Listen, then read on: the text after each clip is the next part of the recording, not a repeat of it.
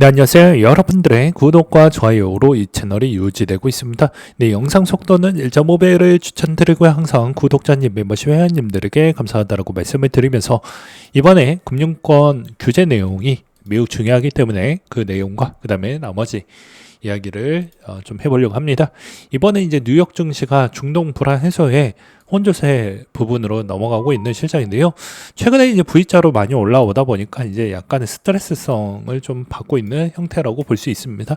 근데 여기서 이제 추가 금리 인하 이야기도 좀 잘 안 나오고 형태이고, 돈을 뭐 푼다라는 이야기도 뭐 나오지도 않고, 이렇다 보니까는 이제 아무래도 2분기 실적에 또 코앞까지 또 나와져 있는 실적이다 보니까 아마 실적이 잘 나오는 기업들 위주로 좀 나와야 지수가 좀 더 상승할 수 있을 만한 여지가 나오지 않을까 싶고요. 그 다음에 이제 코인 기반에서 좀 더 이게 더 올라갈 수 있을 만한 여지가 나올 것이냐 아닐 것이냐는 이제 피델리티에 따른 실적과 블랙록의 실적 부분을 좀 챙겨보시면서 대응을 하시는 게 맞지 않을까 싶습니다. 자, 그리고 이제 미국의 대형은행 자본 규제 완화 추진이 나왔는데요.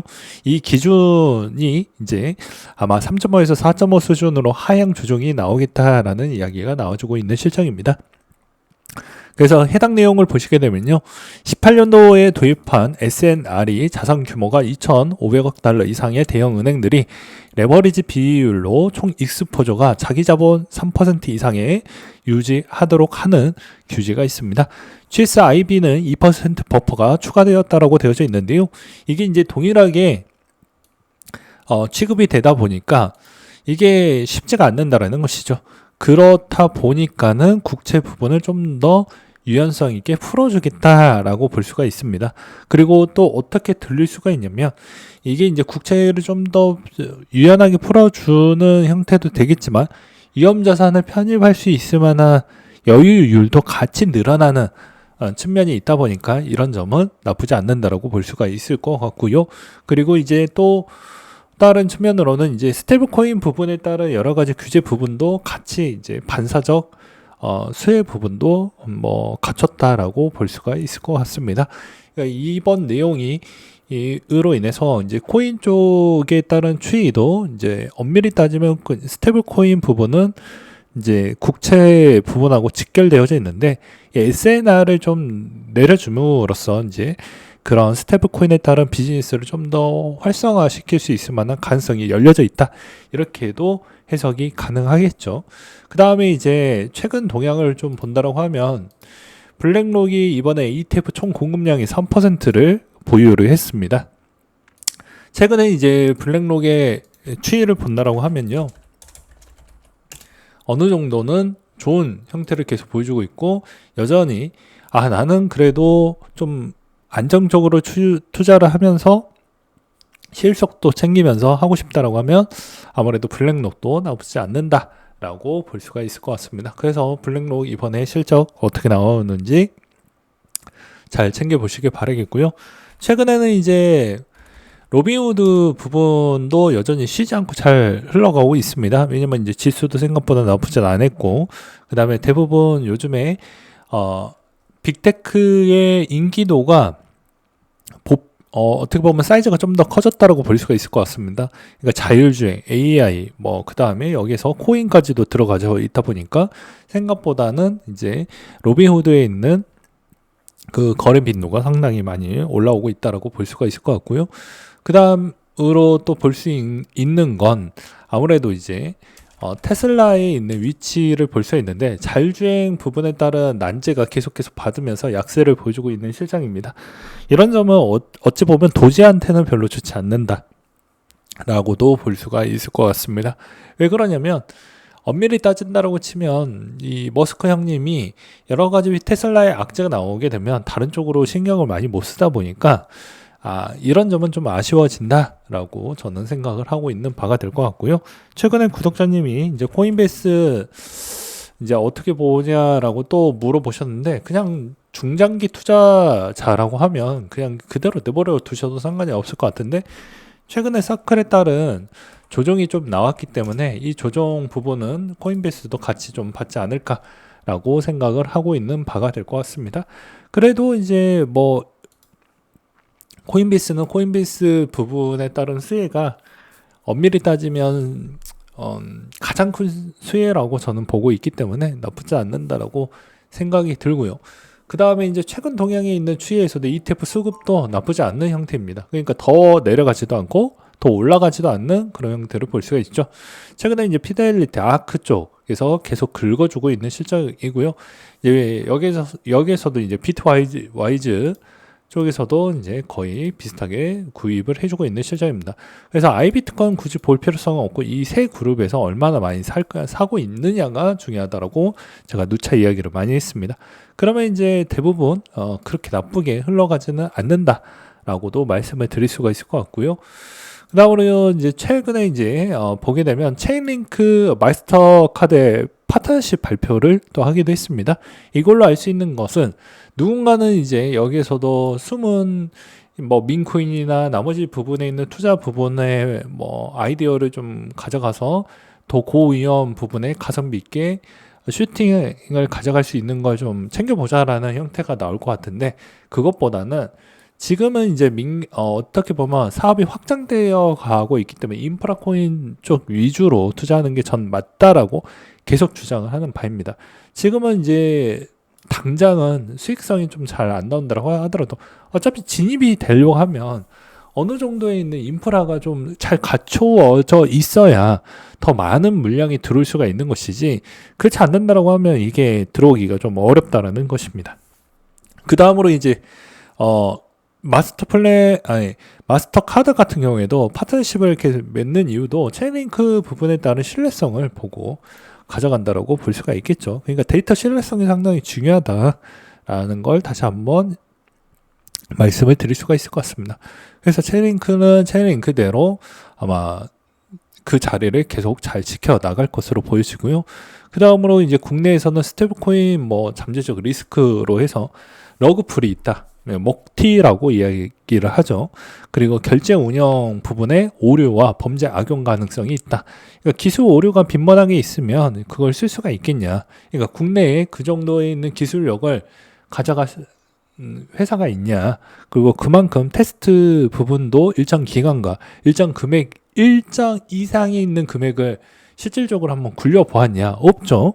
그 다음에 외환거래 자본 유출 부분에 따른 추이는 17년도 대비부터 계속 이야기를 했기 때문에 이거는 엄밀히 따지면 이제 국가 운영기관에서 얼마나 탄력적으로 잘 모니터링을 잘 하고 있냐, 감시를 잘 하고 있냐가 중요한 것 같습니다. 그 다음에 통화정책 유효성 제약은 이거는 예금 대체로 은행 기능이 약화 처리할 것 같다라고 이야기를 하는 것은 반은 맞고 반은 틀리다라고 볼 수가 있습니다. 은행이 스테이블 코인 부분으로 이제 코스트 비용을 상당히 적극적으로 하게 되면 어찌 보면은 이게 엄밀히 따진다라고 치면 자기네 지갑을 잘 쓰게끔 유도를 하면 그렇게까지 뭐 자금 이탈이 커진다 이렇게 보기에는 좀 어려울 것 같고요. 만약에 기존의 은행들이 이제 만들어가는 지갑 말고 나머지 지갑을 선호를 한다라고 쳐도 어떻게 보면 누가 더 신뢰성이 높고 누가 더 문제점이 없는 저 네 가지를 잘 해결을 해줄 수 있을 만한 스테이블 코인을 잘 만들어 놨느냐가 앞으로 이제 소비자 관점에서는 이제 그게 또 소문이 나면서 어느 정도는 이제 좀 정리가 되지 않을까. 지금 시점에서는 요거를 당장 판단하기에는 좀 어려울 것 같다라고 저는 말씀을 드릴 수가 있을 것 같습니다. 그래서 예금성의 대체성이 그렇게 흘러간다라는 건 너무 극단적인 예시라고 볼 수가 있을 것 같고요. 아무래도 이제 시대가 변천이 되는 그 과정에서 진통기를 겪게 될 것인데, 나중에 된다고 해도 은행 반에 뭐 스테이블코인 반 이런 형태로 가지 않을까 싶습니다. 어떤 이제 연구원 같은 경우에는 이런 이야기를 많이 하시기도 했어요. 만약에 스테이블 코인이 너무 확장이 많이 되면 한국은행에서도 발간된 그런 연구 자료에서도 볼 수가 있는데, 거기에서도 이제 기존에 있었던 금융권의 힘이 많이 빠지고 금융권에서 해줄 수 있을 만한 그 여러 가지 정책적인 파워가 먹히지 않을 수도 있다라는 우려감이 있기도 합니다. 그렇지만 현실은 그럴 수가 없는 게, 전 세계에 있는 어떻게 보면 실버 세대들이 그만큼 빨리 이거를 접근성 있게 더 좋게 만들 수가 있냐 라고 보기에는 아직까지도 쓰기가 좀 불편한 부분이 있다 보니까 기존에 있는 시스템 부분하고 같이 공존하면서 가는 시기가 생각보다는 길어질 것 같다라고 저는 생각이 들어요. 그래서 그 시기까지에는 조금은 거리감이 있다. 그리고 통화정책 부분에 따른 추이에서도 이렇게 민감 부분으로 하면 제어가 잘 안 될 것 같지 않냐라고 해도 그게 어느 정도 파일까지 뺏어가는 그 시간까지는 한계가 도래된다라고 하고요. 그 한계가 도래되는 그 시간을 어떻게 보면 국정과제를 어떻게 잘 풀어나가는지가 중요할 것 같습니다. 그런 건 또 시간이 어느 정도 많이 남아져 있기 때문에 자체적으로 다 국가별마다 준비 잘 할 것으로 저는 보고 있는 바가 될 것 같습니다. 그러니까 초반에 2018-19 시즌에 그런 보고된 또 발간된 보고서들이 꽤 많이 나왔기 때문에 저도 그렇게 생각을 하다가 요즘에는 좀 많이 생각이 바뀌었다라고 볼 수가 있을 것 같습니다. 그 다음에 이제 21, 22 시즌 요거는 이제 따로 빼가지고 또 영상을 만들기도 하겠는데 21, 22 시즌하고 거의 비슷할 것 같다라고 이야기를 하고 있는데 지금 상황을 본다라고 하면 그럴 수도 있고 아닐 수도 있는 형태입니다. 그래서 제가 누차 이야기를 했듯이 지금 시점으로 보지 마시고 앞으로에 있는 그림을 본다라고 하면 진짜로 이게 시즌이 끝났냐 아니냐의 마의 곡선은 마스터 플랜 기반으로 해가지고 실질적으로 이 10월 25일이 지나고 11월 많게 11월 25일이나 12월 달까지 만약에 이 상태에서도 어느 정도 가격 방어선 라인이 잘 되어져 있는 상태에서 1월까지 잘 넘어가냐 안 넘어갔느냐가 중요한 것 같습니다. 당장 이걸 보고 지금 시점에서 이 시즌이 마무리를 됐다 이렇게 보기에는 근거가 좀 부족하죠. 20일, 22가 이렇게 나왔고 요즘 힘이 많이 빠지다 보니까 비슷할 것 같다. 이거 뭐가 없잖아요. 그러니까 딱 그 마스터 플랜은 딱 기간별로 정리가 되어져 있으니 그 기간별 부분을 이때까지 규칙화된 형태로 계속해서 그렇게 해왔으니 이번에도 그럴 확률이 매우 높을 것이다라고 하면 뒤에 있는 근거가 배경이 좀 되다 보니까 당연히 이번에도 마찬가지로 그 기반이 잘 넘어가느냐에 따라서 시즌이 마무리가 될 것 같다 아닐 것 같다 이렇게 보는 게 맞는 것이지 아직 시즌에 있는 그 길이 오지도 않았는데 시즌이 마무리가 될 것 같냐 아니다를 논하는 거는 시즌을 좀 더 지켜보자 그리고 특별한 이슈가 아니고서야는 그냥 그 시기 때까지는 어느 정도 가격은 계속 버텨주면서 가지 않을까라고 보고 있는 실정입니다. 그 대신 제가 좀 지금 시점에서 좀 궁금한 사항은 딱 두 가지가 있어요. 기존에 보유했던 MSTR을 제외했던 나머지 기업들이 지금은 보유를 하고 있지만 낙폭이 커지면 매도를 할 것이냐에 따른 궁금사항이 있다. 약속을 한 게 아니거든요. 그런 회사들은. 그러니까 MSTR은 그게 안 되면 회사가 이제 무너져 버리니까 그럴 수 있지만 나머지 회사들은 그걸 약속하듯이 했던 발언이 매우 좀 약하다라고 볼 수가 있는 게 가장 큰 차이점이라고 보시면 될 것 같습니다. 그래서 최근에 이제 우측에 보게 되면 게임스탁 부분을 내용을 또 보더라도 알 수가 있듯이 조달은 하고 뭐 계획은 세웠지만 실행까지 가는 게 개인 투자자도 힘들고요. 기업도 힘들다라고 보시면 됩니다. 그러니까 즉 기업도 이렇게 힘드는데 과연 기업들이 그만큼 약속을 잘 지켜줄 것인지도 폭락돼 한번 봐야 된다. 말로 하는 거는 믿지 않는 게 코인판에서도 이때까지 신뢰도가 높을까요? 반은 사기인 거 여러분들도 느껴보셨잖아요. 마지막으로 이제 샤프링크가 이번에 추가 매입을 좀 했다고 합니다. 그래서 잠시 좀 급등이 나와주기도 했었는데요. 이 샤프링크 부분은 저는 이렇게 좀 결론을 내고 있습니다. 샤프링크에 이제 관심이 좀 있으신 분들은 아무래도 샤프링크가 이더를 가지고 어떤 비즈니스를 할 거냐. 그 비즈니스가 어느 정도 나오기 전에 어느 정도는 사놓고 그거를 좀 지켜볼 필요성이 있다. 당장 이더만 모은다 형태가 비트코인 비즈니스가 통했기 때문에 이더도 이 비즈니스를 통했다라고 보기에는 어려울 것 같습니다. 왜 그럴 것 같냐면 이더리움은 인플레이션 부분이 어느 정도로 존재를 합니다. 그러니까 즉 발행 부분이 무제한이 좀 있다 보니까 이걸 어느 정도 해결을 하려고 하면 예를 들어서 비트코인은 비트코인을 모으는 기업은 비트를 1 모을 때 이더는 실질적으로 1을 모으려고 하면 1.7 기업들이 붙어야 돼요. 하나에 있는 하나의 기업이 있다고 하면 1.7개 있는 기업들이 좀 모아야 됩니다. 그럼 엄밀히 따진다고 치면은 이더가 더 미친 듯이 모아야 되는데 그러면 이 0.7을 어디에서 해결을 할 거냐? 그러면 예치 보상 비율, 그러니까 즉 지금 스테이킹 부분을 통해 가지고 비즈니스를 통해서 이더를 보유한 만큼 이더를 또 갖는 거죠.